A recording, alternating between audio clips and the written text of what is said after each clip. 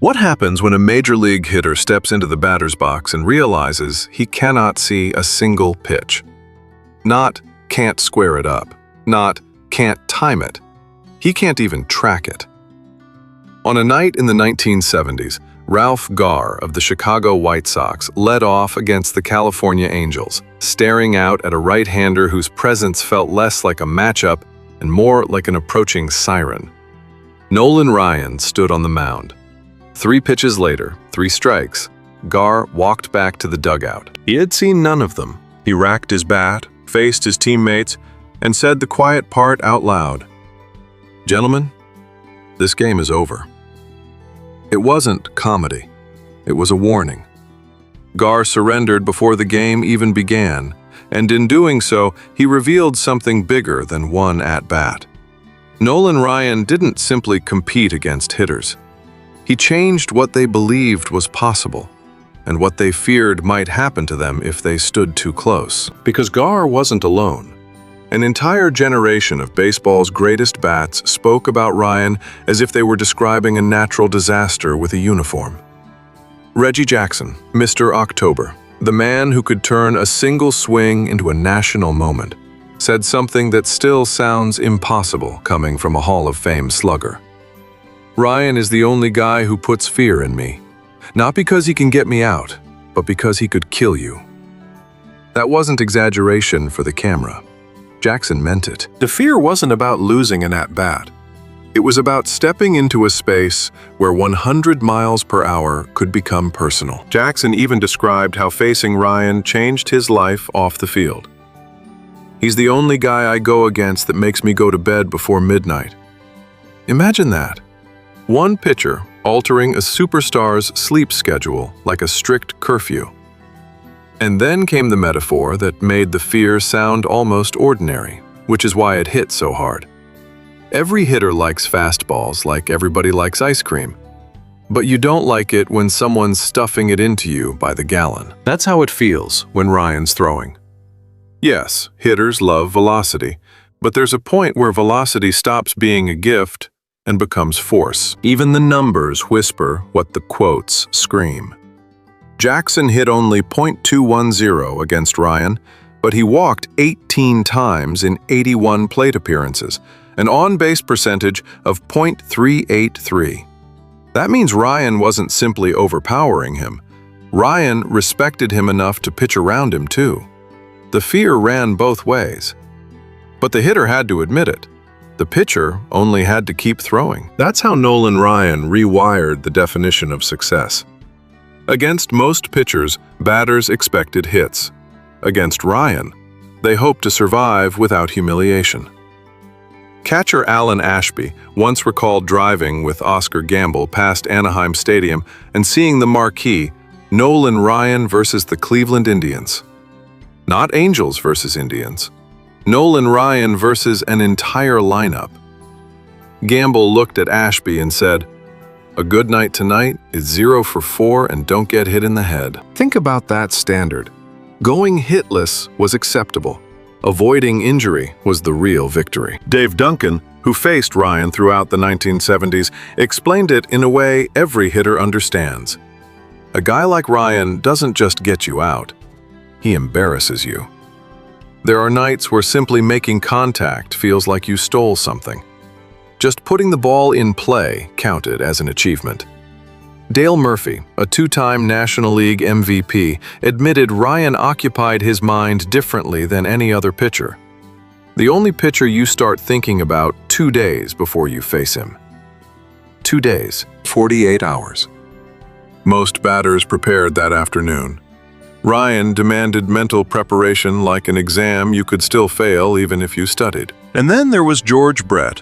3,000 hits, 300 homers, a .300 career average. One of the purest hitters who ever lived. Brett faced Nolan Ryan more than any other batter in baseball history. 115 plate appearances across 2 decades. He got 29 hits off Ryan, the most of any hitter. Yet in Brett's 317 career home runs, not one came off Nolan Ryan. 0. The first at-bat set the tone like a nightmare you can't wake up from. Ryan hit Jim Wolford in the ribs. Brett watched him struggle to breathe, watched the ball seem to stick before falling away, then stepped in and took 3 pitches, 3 strikes.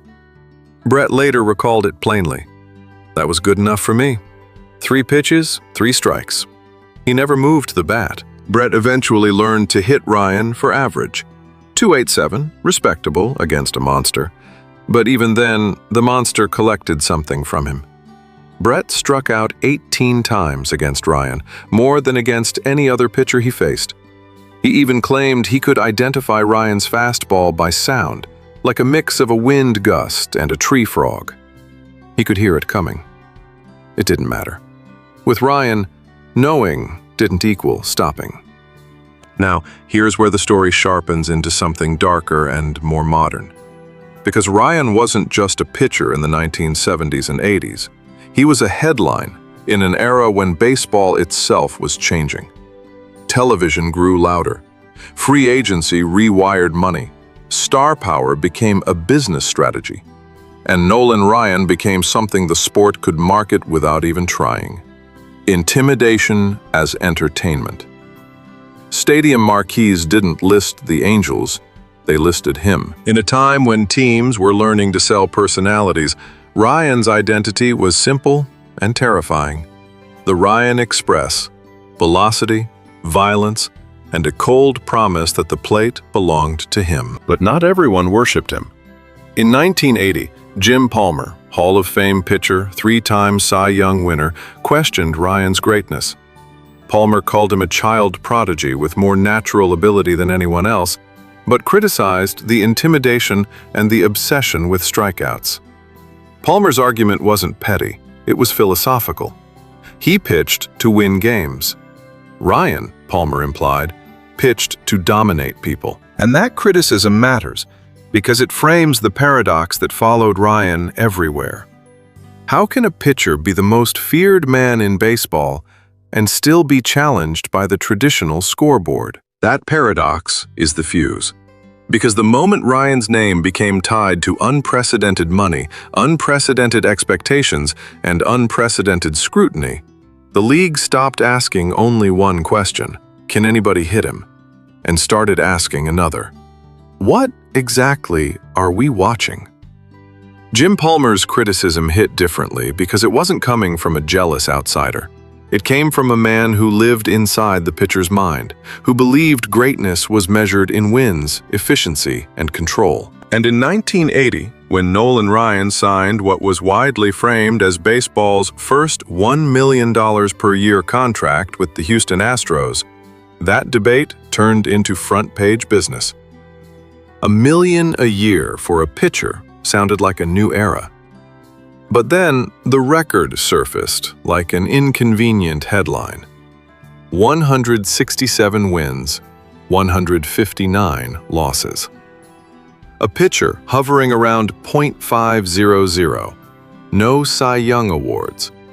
And suddenly, the conversation around Ryan became bigger than Ryan. It became a referendum on what baseball values: fear, dominance, durability, or clean, traditional results. Because Ryan's career looked like a contradiction written in 100-mile-per-hour ink.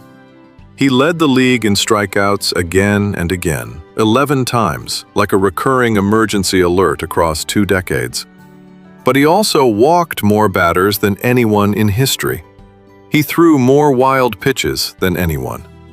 He was the most overpowering pitcher many hitters had ever seen, and also the most volatile. Even Sandy Koufax, whose single-season strikeout record Ryan broke, joked about Ryan's wildness, pointing out that Ryan also surpassed Koufax's single-season total for walks by 91.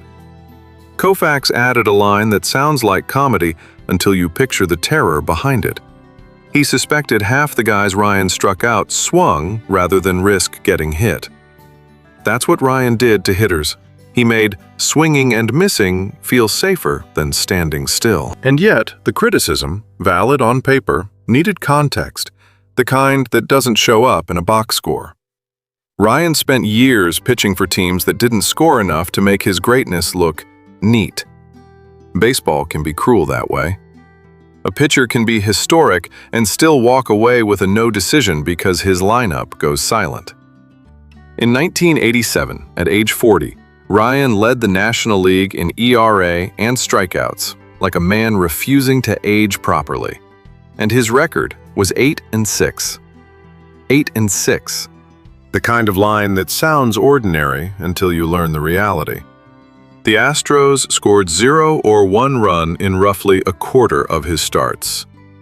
Imagine bringing a flamethrower to the mound and still being asked, night after night, to win 1-0. Then comes August 22, 1989, and baseball gets its breaking news moment. Nolan Ryan becomes the first pitcher ever to strike out 5,000 batters. 5,000. It doesn't feel like a milestone. It feels like a geological fact. The victim was Rickey Henderson, one of the greatest leadoff hitters ever, a man who made careers by refusing to be intimidated. And after the game, Henderson delivered the perfect epitaph for Ryan's era. If he ain't struck you out, then you ain't nobody. That's not just praise, that's culture. Being struck out by Nolan Ryan became a badge of legitimacy, proof you had stepped into the league's harshest arena and lived long enough to take your turn. Pete Rose understood the meaning of Ryan better than most, because Rose understood baseball as relentless daily warfare. On June 10, 1981, Rose needed 2 hits to pass Stan Musial as the National League's all-time hits leader. Over 57,000 fans packed Veterans Stadium in Philadelphia to witness history. They came for a coronation. Ryan turned it into a lockdown. He struck Rose out 3 times that night, like a reminder that baseball does not care what the crowd wants. Afterward, catcher Luis Pujols said simply that Nolan had good stuff and he beat Pete tonight. Rose tied Musial's record that evening, but he couldn't break it until August, because Ryan had turned a celebration into a delay. Years later, Rose spoke about Ryan with the tone of a man making peace with an unavoidable truth. He said he didn't want to sound like the Nolan Ryan fan club, but he could go on all night about him. And then he made the prediction that has aged like prophecy. Nobody will ever break his strikeout record. No way. It just won't be done. Look at the mountain. Only 4 pitchers in history have reached 4,000 strikeouts: Nolan Ryan, Steve Carlton, Roger Clemens, and Randy Johnson. Ryan finished with 5,714 to 839 more than Randy Johnson in second. That gap is so enormous it reads like a typo. It's larger than the entire strikeout totals of many great pitchers' careers. It's separation on the level of myth. Mike Schmidt, a 3-time MVP with 548 home runs, described what made Ryan almost unhittable in a way that wasn't statistical. It was sensory. Schmidt said there's no pitcher like him. No one with that combination of fastball and curve. That curve gets in your mind. And then he described Ryan's release point like it was right in your ear. Schmidt even tried to develop a strategy based on sound. He listened for Ryan's grunt to identify the fastball, but the plan failed. For the same reason every plan failed against Ryan. By the time you confirm what it is, it's already past you. Here's the part that matters for the bigger story, the part that feels almost like economics. Baseball was evolving into a sport where efficiency and specialization began to dominate. Fewer complete games, more bullpen arms, more protect the investment thinking about pitchers' workloads. And Nolan Ryan was the opposite of that trend. A maximum effort, every pitch phenomenon who operated like an industrial engine from a different century. He didn't pace himself the way modern systems encourage. He attacked. He demanded a kind of focus that made even his teammates tired just watching it. So when Palmer criticized him, it wasn't just a personal jab. It was an early warning of a new tension in baseball. The tension between what wins and what sells. Between control and spectacle. Between tidy careers and careers that leave people shaking their heads decades later. And that tension is exactly where Ryan's story explodes next. Because his intimidation didn't fade with age. It evolved into something even more dangerous: longevity plus violence, experience plus fury.